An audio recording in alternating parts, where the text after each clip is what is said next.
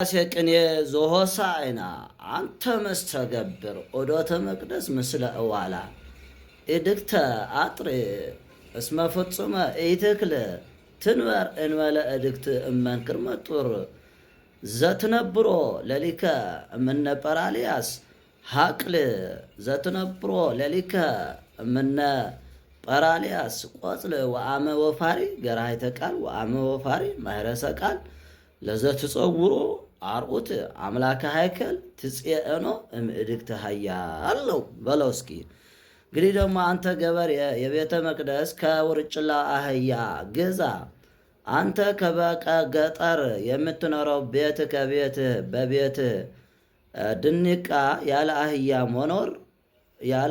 መኖር አይትችልምና።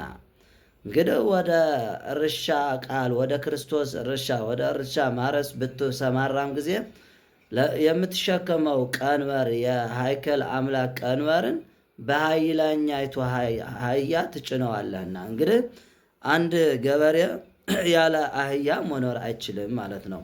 እንግዲህ አህያ ቀንበር ትሸከማለች፣ እንጨትን ትጫናለች ማለት ነው። እና ክርስቶስም ያው ወደ መቅደስም ያለ አህያ አይሆንም። ክርስቶስ በአህያ ላይ ተጭኖ ዝሮበታልና ቤተ መቅደሱ ማለት ነው። ወንድሞቼ ይህ ነው ቅኔ ማለት።